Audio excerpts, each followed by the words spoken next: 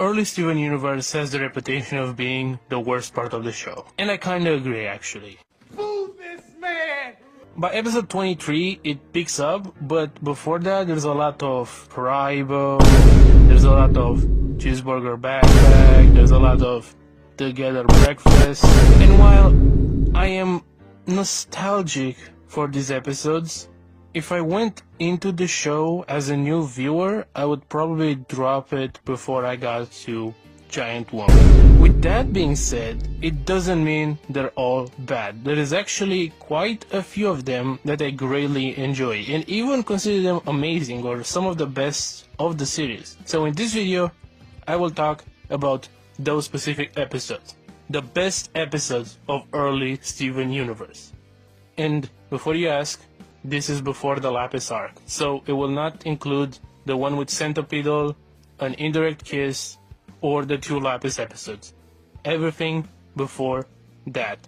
And I'm debating if I will include Giant Woman or not, because my review for that is so long. It's like 9 minutes, which would double this whole video. So if it's like over 20 minutes, it probably has Giant Woman in it. But if it doesn't, then I don't have Giant Woman in this video.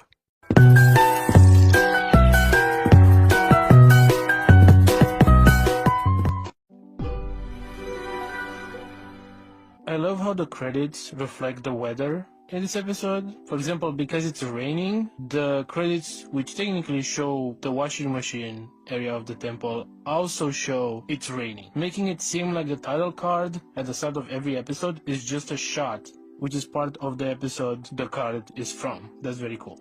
We start this episode with everyone watching a movie. I don't know if it's supposed to be an anime or it's supposed to be a live action, but it's about this samurai fighting guys. And I like the contrast between what happens in this film and what happens in the episode, because both bad guys of the episode are revealed in kind of a twist, semi-twist I want to say. Both of them kill a loved one of the main character. Both of them stay in the background till they start attacking the main character, and both of them are defeated with the boomerang blade. Boomerang blade! Pearl looks at the movie and she says that all these fight scenes are unrealistic, so she wants to teach Steven real fighting, and Steven gets very cute about it. He's specifically very cute in this scene. Then they go to this place that it's a suspended coliseum. It seems to be in the clouds. Pretty cool location. And we're gonna revisit it in Sworn by the Sword, if I remember correctly.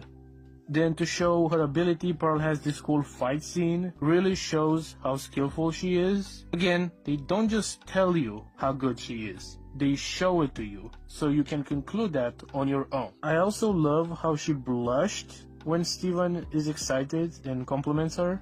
It's a very wholesome Will moment. you teach me to sword fight like you? All right, but we should start with the basics. While having an argument with Steven and training with Hollow Pearl at the same time, she misses a step and a Hollow Pearl stabs her in the back. From the back through the front. Full stabbing action. And then she poofs.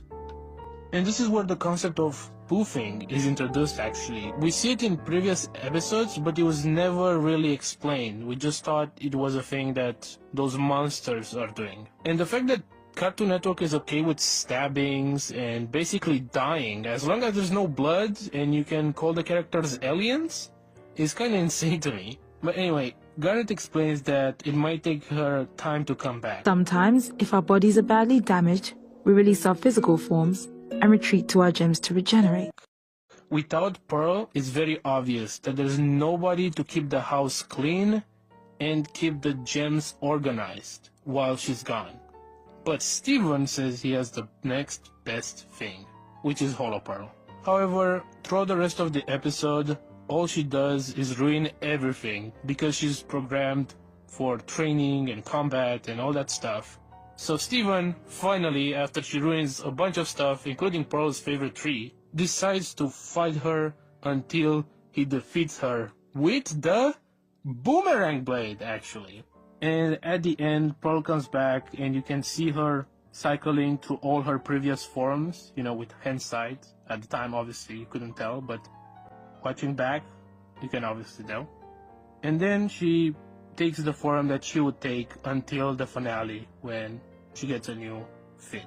What's interesting here is that in this episode, not only does Pearl basically die in front of Steven, but a hologram resembling her is trying to kill him.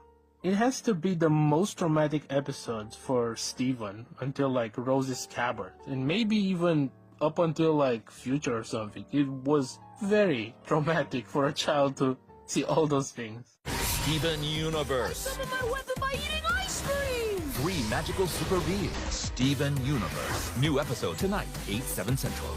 Only on Cartoon Network.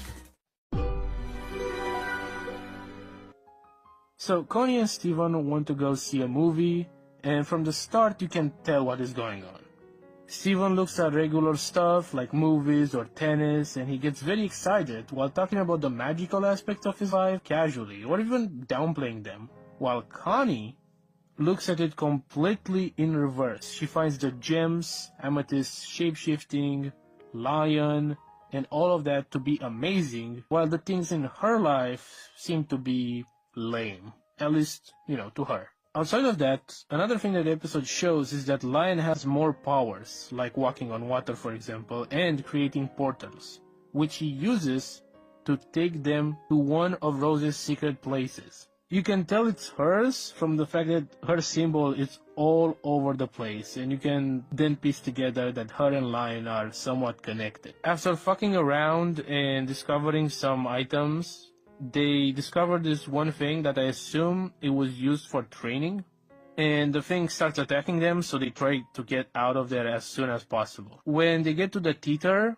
what I said at the start of the episode comes around, when Connie and Steven have this conversation where Steven doesn't understand why she hangs out with him. He says his magic stuff puts her in trouble and in danger, while she, on the other hand, doesn't understand why he would hang out with her because he's just a normal person, nothing in comparison to the stuff that happens in his life on a daily basis. Then it turns out that the training thing actually was following them and is ready to attack, but Lion has another secret, a sword, which is pretty obvious that it's Rose's.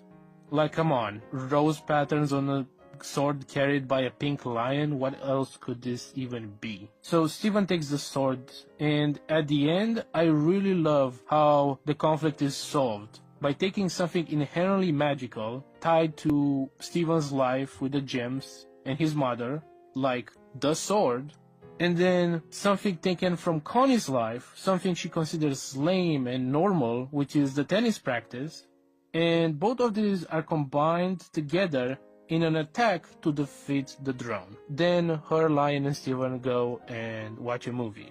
I really appreciate, again, how the conflict was solved by bridging the gap between the normal world and quote-unquote magical world with the training Connie had in tennis and Steven's mom's shield. Since ancient times, the crystal gems have been the guardians of humanity. Today, only 3 remain. Garnet, Let's do it! Amethyst, Come on, guys! Pearl. Hold on tight! Steven Universe, a new series coming in November, only on Cartoon Network. In Coach Steven, this big tower is disturbing communications and television, so the gems need to destroy it. To do that, they each come with their own idea, which perfectly represents their character, which I thought was pretty neat, Amethyst wants to destroy it with brute strength. Pearl thinks that they should come up with some complex plan, while Garnet, on the other hand, simply comes up with the idea of fusion. Each of these 3 perfectly represents their characters. And for Garnet, you don't know it yet, but it absolutely does. One horny dance, with funny implications by Pearl trying to cover Steven's eyes. Later, we are introduced to the great and only Nicki Minaj. Sorry, I meant Sugawite. Just like Opal, her weapon is a combination of the weapons the fused gems have individually, which is in this case a flail or a wrecking ball or whatever you want to call it. She is so aggro and violent. It's obvious that Amethyst and Ruby's personalities are heavily overpowering Sapphire. And this fusion must have the worst traits of Season 1 Garnet and Amethyst. She almost kills Steven by being inconsiderate, so Pearl takes him home, and then Sugalite destroys the portal by accident as well. After being impressed by her, Steven decides to become strong by training and becoming buff. Okay, so let me break down the conflict of this episode because it's a little harder than most episodes. Sugalite is strong, and Steven looks at her as something he wants to achieve himself. However, the way she uses that strength is toxic and, quite literally, out of control. Pearl argues that there's other ways of being strong. However, you can also tell that there's some jealousy going on from her side, because Steven seems to admire her so much, by her I mean Sugalite, even though Pearl has had her way of being strong and it has worked, and Pearl has been fighting for thousands of years. So it's a little complex, with Steven mistaking what strength really entails and confusing it with physical strength, while Pearl being right doesn't mean that she doesn't have flaws, i.e. jealousy, in the episode. Speaking of which, I really love Strong in the Real Way. It's probably one of my favorite songs in the show, and especially one of my favorites in Season 1. From Pearl asking why Steven looks up to Sugalite, but aside from in a literal sense, which is a clever line, to her stopping herself right before vocalizing that she is jealous. And then there's Pearl wanting to be Steven's rock, literally and metaphorically, because being someone's rock means to be the person that they rely on the most when needed, but also she's literally a rock because she's a gem. All of this on top of Pearl's amazing voice, which is basically perfect. And I like that while Steven is singing his part, you can still hear Pearl singing with him. This song is just amazing in general. But after Steven and the others do their gym stuff, Sugalite comes back and she's wrecking everything. Pearl then asks her to stop and unfuse, but she doesn't want to. She beats Pearl and tells her that she is nothing. And then Pearl admits that she can't beat her. She's not strong. She can't do anything, which is actually very similar to something that she said to Garnet in the episode Friendship. Try to be strong like you. I'm just a pearl. I'm useless on my own. I need someone to tell me what to do. But Steven realizes what Pearl meant this whole time and encourages her to fight because she is strong in the real way. Then Pearl goes and outsmarts Sugalite and defeats her. That all you've got? You think that's enough to beat? And before I end this episode, I want to mention that the feeling and treatment from Sugalite to Pearl, I don't think it comes from nothing. Like, Pearl's insecurity in this episode obviously comes from the fact that she wasn't made for fighting. She wasn't created to fight, she's a Pearl. But Sugalite doesn't just have this behavior for no reason either. It must have something to do with Amethyst and her insecurities regarding the fact that she's just the smallest on the team. And even though she was made for battle, while Pearl specifically wasn't, she's still probably the third strongest on the team. And I think her fusing with someone like Garnet really empowered her and gave her a superiority complex, which clouded the entire fusion, and their entire mind was taken over by this thing. But yeah, other than that, this was a great episode. It's an A episode for me, probably one of the best in Season 1. There is a name that is spoken throughout the universe, spoken by the guardians of all humankind. And that name is Steven Universe. New series premiering Monday, November 4th, 8/7 Central. Only on Cartoon Network. Dang, Steven, that's so cool. So one of the first things to acknowledge about this episode is that it's actually pretty funny. Oh, did you bring me anything? Whoa, a rock! Thanks, Garnet. Well, I'm going with not Pearl. That's perfect, because I don't want to go with grammatically incorrect people anyway. Is her talking about me? I found myself laughing multiple times during this episode, and I think That's just great because I didn't even remember a lot of these jokes. Of course, it's a 10 minutes episode, so it's not like 50 jokes, but there's like 4 or 5, and I really like them. Now, this episode is literally the best episode so far, no contest. Looking back at episode 1 and 2, I think I liked them more than I even said originally. However, this one is undoubtedly the best episode to this date. Up until probably mid-season 1, I would say. Maybe even the finale. I mean, we are introduced to the concept of fusion. We see Opal. We see the relationship between Amethyst and Pearl being developed and shown to us, not just told to us.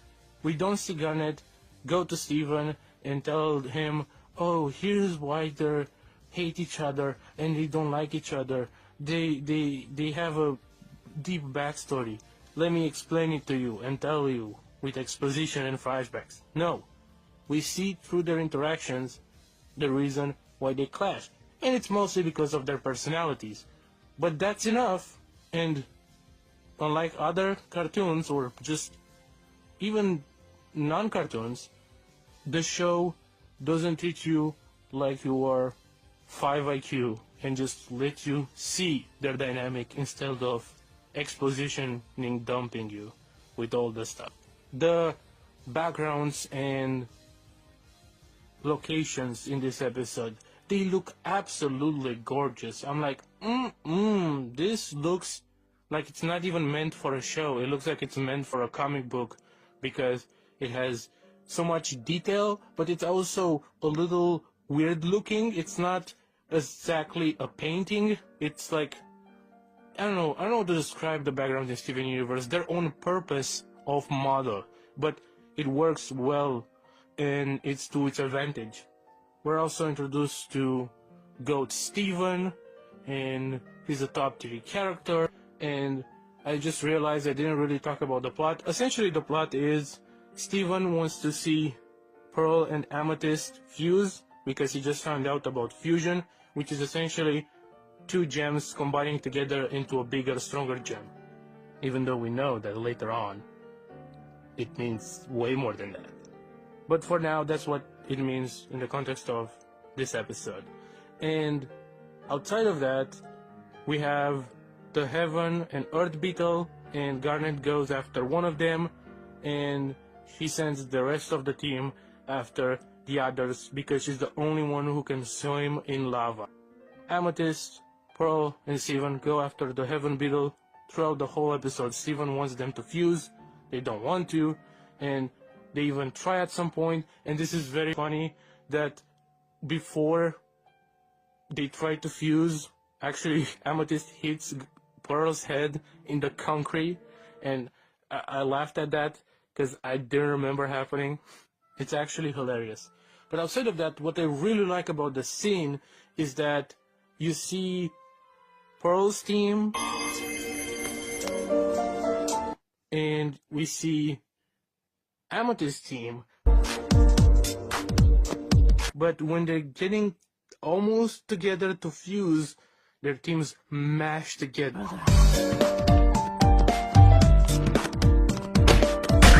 And it's just masterful. Their teams together, kind of mashed, kind of making a new song. Oh my god, it sounds amazing. And speaking of music, when Opal's team kicks in, Opal?